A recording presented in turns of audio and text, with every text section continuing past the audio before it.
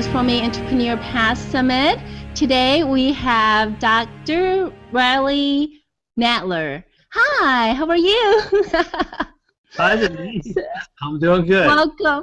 Welcome. Thank you for taking your time off, and I know that you really do appearances, and you only does my summit, right? One of the few important ones that I'm doing, yes. Oh, what an honor to have you here. So Dr. Riley Nadler is a leading psychologist and master executive coach focusing on developing and providing cutting-edge emotional intelligence tools and strategies for CEOs, executive leaders, managers, and their organization and teams. His company, the North Leadership, has been helping leaders and teams to perform in the top 10% since 1995. Top 10%, that's what we're looking for. And so Dr. Nadler is best known for his best-selling book, Leading the Emotional Intelligence, that has 108 strategies to improve your performance. So Dr. Riley, can you tell us a little bit about your coaching and about that top 10% performance, a little bit about your story as well? Okay. Well, thank you, Denise. So I'll tell you a little bit about my story. And what I'd like to say, so by training, I'm a psychologist, as you said. I'm a master certified coach. I've been doing this since 95. And most of the organizations that I work with, have anywhere from, 100 to 200 people, and I know we have a lot of entrepreneurs on the listening to this. So I work with bigger organizations, but also they work with some smaller organizations, some 5, 10 people. So I think what I'm going to talk about should be pertinent, to all folks. This top 10% is a tipping point. And so what that means is, what are the key aspects that allow people to go from good to great, go from effective to highly effective, to go from meets expectations to exceeds expectations? A lot of the research is showing that some of these skills that allow someone to move from good to great, like I mentioned, are these aspects of emotional intelligence. And so in my practice, we do executive coaching, leadership development. We do a lot of boot camps, leadership boot camps, multiple days. Also have some assessments. There's one that's called the EQI, where you can get an EQ score, just like you'd have an IQ score, and a couple other EI assessments. And that gets integrated with a development plan for the individual, but then also for the team. So those are the main areas. I do training, coaching. I also do speaking, and like you mentioned, I have a book. Okay. So how does your service actually would help solo practitioners and small business owners? I know that there's quite a bit of that top 10 performance and the mindset that you work with in a very scientific basis. So can you tell us a little bit of how your coaching style could benefit the other people? Right. Well, a lot of from the individual coaching that I do, whether it's big or small organizations, usually one-on-one. And you think about this, when someone wants to coach, help the solopreneurs, because they're out there on their own, usually working, very hard, and they don't necessarily have a coach who someone can be a thinking partner. So how I describe that is a coach is a thinking partner. It's thinking partner with you and for you. You think about these things all the time. The people listening to this think about it all the time. But what happens, we get interrupted, and we don't really have a sense of depth to the things that are important to us. So for the entrepreneur, how do you become a top 10% performer? Okay. Well, there's a lot of things to focus on. And so one of the first things, and why I like this aspect, let me define a little bit about emotional intelligence. There's a lot of leadership theories out there, and they're all pretty much similar. I'd say about 75% the same. Why I like emotional intelligence is it's pretty easy to understand. So what is it? Is, how well do you know yourself or understand yourself? How well do you manage yourself? So there's a self side. how well do you understand others? How well do you manage others? So understanding yourself, understanding others, managing others.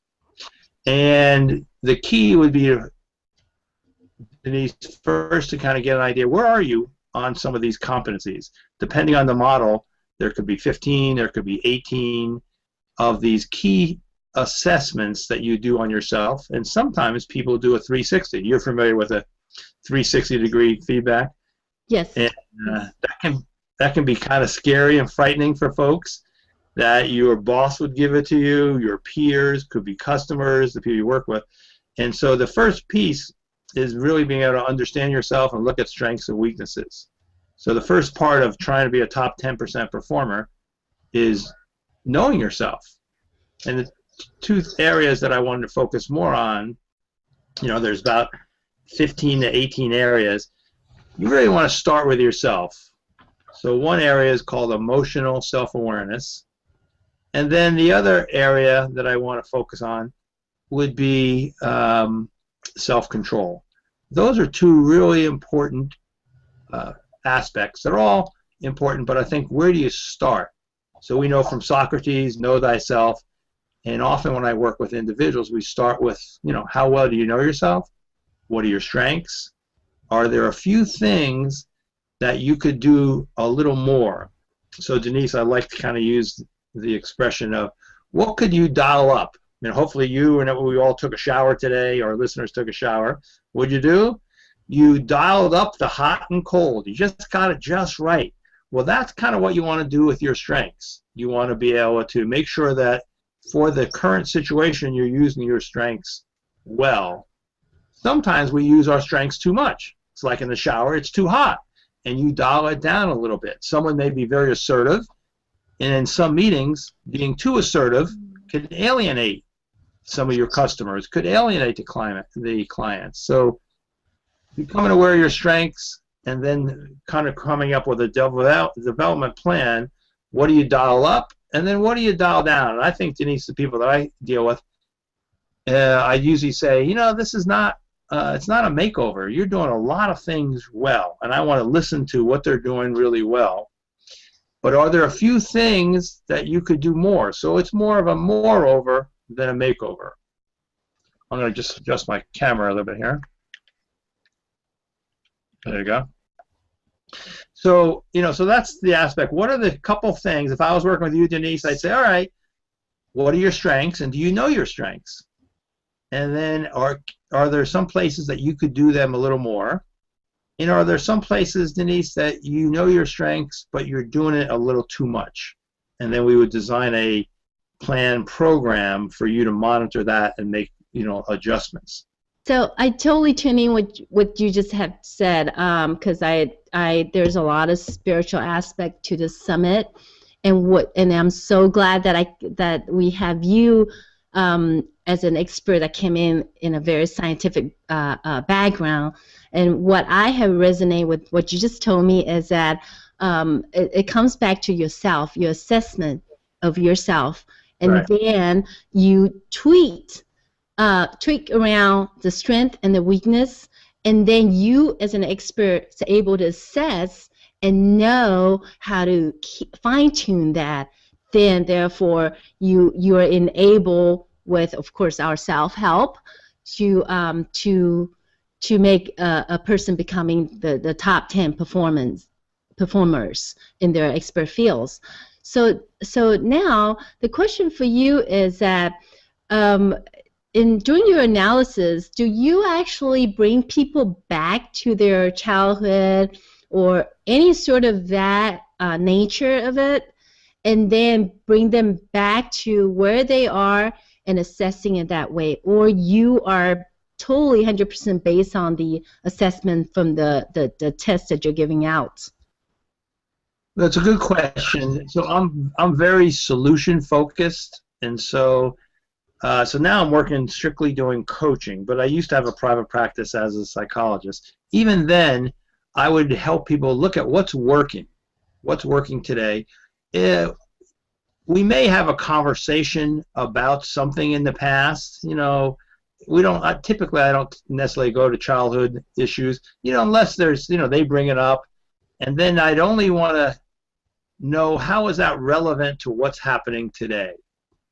Is it a pattern? Now, if it's a pattern, something repeated, yeah, then that's worth looking for.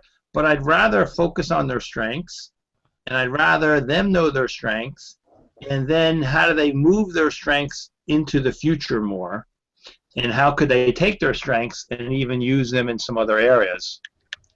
Let me just adjust my camera here. So, like, for example, is that all right? Yes, perfect.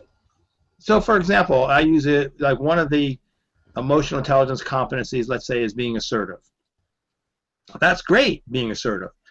Another one is dealing with conflict.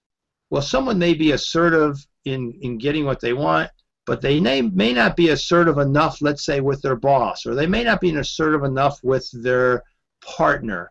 And so sometimes that's going to be saying, okay, you already know how to be assertive. Can you take that skill, and sometimes this is in positive psychology is called build and broaden. How do you build this and broaden it to another area with this key person? Let's say it's your partner. It's an entrepreneur who's got a partner, and they're not having the tough conversations. Could you take your assertiveness, your sense of confidence, and turn that in a strategic way to the conversation with your partner? So that's what we would be talking about. What do you need to say? What do you know about them? What's going to resonate with them? What should you not say? How do you listen to their perspective? So there's a whole aspect of this would be the managing other side that would be important. Okay, and you talked about self-awareness and self-control. So let's say if I'm ready to take my business to the next level, and if I'm going to narrow down to something that I need to do every day, step by step, how would you suggest the audience to perform or to do to reach, to take our business to the next level and to reach our top performance? Well, I think first some of that would be in talking with the individual. What seems to be working already? What's some of the strengths? And it may be, I'm sure people are familiar with the 80-20 rule. So what's the 20% of things that you do that bring the 80% return? A lot of this gets into the self-management piece, which is part of the self-control. Do you know what are the key things that are most important to you? Or are you just doing what only that you like? Maybe you're a writer, or you like writing ads, but you're not out doing the hard part, which may be the selling, maybe the marketing. And how do you get your week and scheduled in a way that you could say, okay, I don't necessarily like this as much, but I need to do it. Okay, so when are you going to do it? So it's going to be Thursdays, from half a day you're making some of these sales calls, or you're looking at strategic partners or joint ventures. Those are the things for some people are uncomfortable. And so how do you schedule that in your week? Because one of the things, Denise, that I say a lot to my clients and organizations, if you stay on automatic, you stay average. And so all of us are on automatic almost all the time, meaning that most of us are average. If you stay on automatic, you stay average. So what's the key that you have to do? One is realize that being on automatic, doing what you're comfortable doing, makes sense, but are there some times that you have to do what's difficult, and then bringing that to your business and identifying what are the things that you need to spend more, going back to what I said earlier. It's a moreover. It's not that people aren't building their business. It's not that people aren't having these strategic conversations. What if they did that 10% more? That would be a dial up. And when are you going to do that 10% more? Because if you stay in automatic, you're going to stay in your comfort zone, and you're not going to stretch, and you're going to be as successful this year as you were last year. So Denise, I would ask you and our audience, what percent of time do you think we are operating on being automatic, out of our habits? What do you think? Oh my gosh, I would say 98% of the time. You went from Honestly. 80 to 90. Honestly. And how I look at it is that if you could just think about yesterday and the day before, and then think about just index hour by hour, what did you do? Right. And you see the pattern is exactly the same. Yes. And then at the end of the day, what's fulfilling you and keep you going, the next day, it's probably the same thing. And most of the time, it's survival. I think you hit the nail on the head. It's actually about 95% of the time we are operating on our habits. Yay! So we're operating on our habits. So we do the same thing. And you said it in a different way. If you always do what you've always done, you're always going to get what you've always gotten.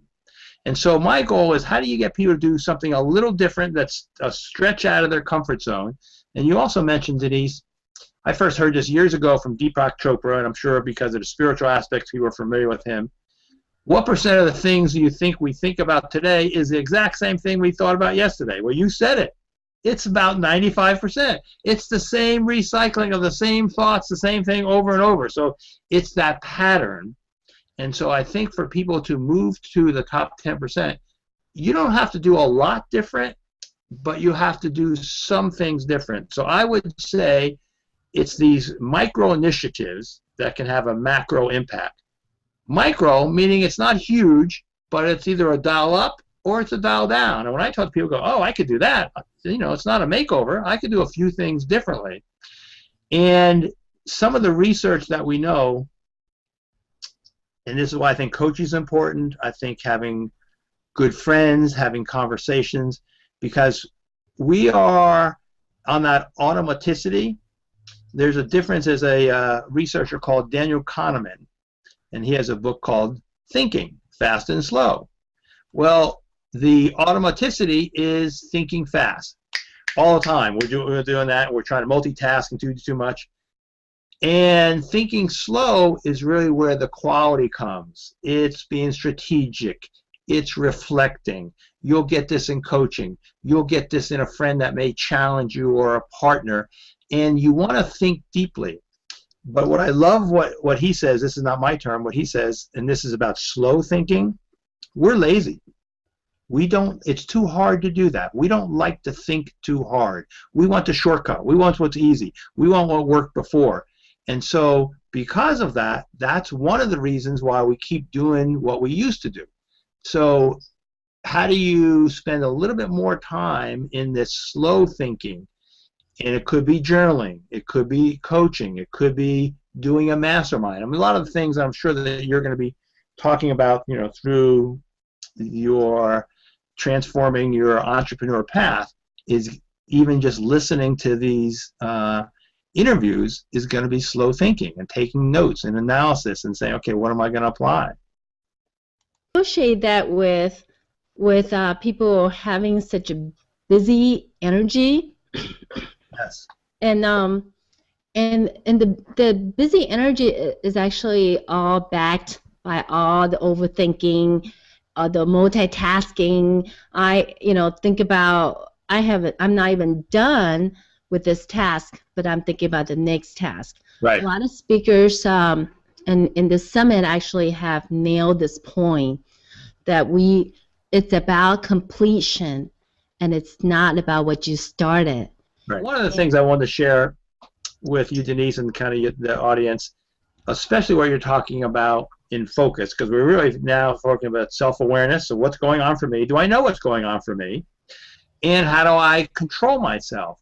So some of the research on interruptions and distractions, and this is by a researcher called Gloria Marx, we get interrupted every 3 minutes. And this is for people who are basically at work. Every 3 minutes we get interrupted. I mean, so you kind of think about that. What is amazing about that is, of those interruptions, what percent of those do you think we do to ourselves? So we're interrupted about every 3 minutes. The research is saying, this is where they actually sat down and they watched people in a regular office setting and just watched what was going on. About 44% of the time, we're interrupting ourselves. I'm sure you've done it. I've done it. I'm sitting at my computer and I'm just about done with an email or just about done writing something. I go, hey, I wonder if I got a voicemail. Let me just check my message. That is true. So I've interrupted myself from completing my thought on this email or something I'm writing, and now, for whatever reason, and I'm not managing my impulse, this is where self-control comes from, I'm not managing my impulse, I better see if I got a voicemail. And so when that happens, it takes us about 23 minutes to get back to our original thing. We maybe answer that voicemail, and then someone asks a question. Oh, I better answer that. We may look at something on the internet to get back to that, and then we answer the question, or maybe we send them an email, and then we say, okay, now where was I again? And then we go back to where we were, and that's what's so frustrating for all of us. That is so true. Those time to recover is a time that I say, what's my husband's name and what's my daughter's name? Right. And because we can only handle so much in the brain. So some of the brain neuroscience backs up a lot of what you're doing with your Spirit magazine, that we can only handle so much in the prefrontal cortex. That's this part of the brain. It's got executive functioning. And when we're constantly trying to multitask, and you know this, and the audience knows this, we're not really multitasking. We're doing one thing, and then we're shifting. We're doing another thing and shifting. So each little shift takes energy. It's like fuel in your car. And so all day long, you're burning this fuel, and you're not aware of it by trying to multitask too much, by not getting completion. And the other piece of this is taking a rest or taking a break. So I'll tell you one quick anecdote. When I was studying for my doctoral orals, which was more in counseling psychology, and then I got interested in organizational psychology, one of the things that came up was, this was from the Department of Labor, and they did an analysis of a person, how much work did they get done in a day. So here's their out basket.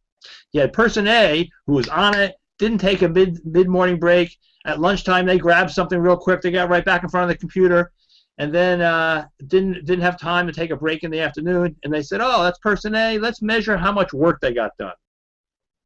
Then you had person B, which is, I'm sure you're advocating, I'm advocating. You take a break at mid-morning.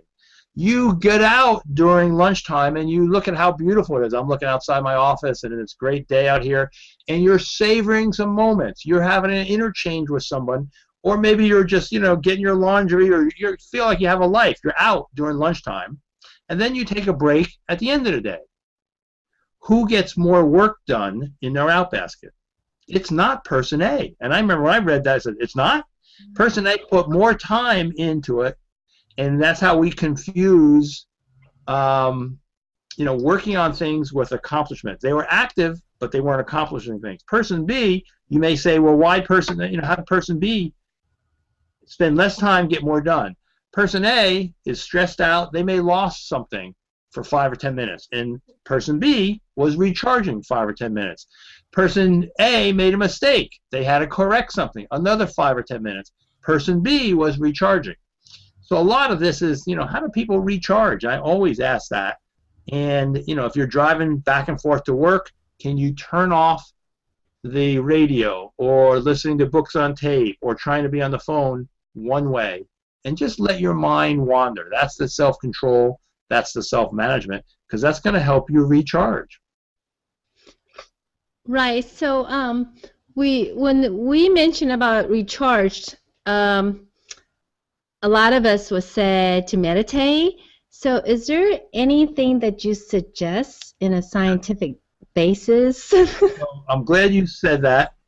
So I have been a meditator since 1974. So basically 40. No way. You were hippie back then. I was meditating hippie back then, yes. So for 40 years, I've been doing that. And so what's so good about this, part of what I'm going to have as a giveaway at the end of this, is this program called EI Focus. And a part of it is about how do you recharge. And from my own experience, this idea of meditating, when I first learned how to do it, I was a little tired in the afternoon. I said, okay, let me try this. And what I like about it, it's so efficient. In 15 or 20 minutes, you can feel revitalized. I feel revitalized. So it's a positive habit for me that I'm good for about 40 minutes in a day. And when I kind of average this out over a year, 40 minutes a day, it's a micro initiative, can have a macro impact. You average that out over a year, 10 days of my life, I'm in either alpha or theta waves. And it's only from the 40 minutes a day. So you average that out. So, over a year, 10 days, I'm in this recharged state. But day to day, it's so helpful for me, for my writing, for my speaking, for working with clients.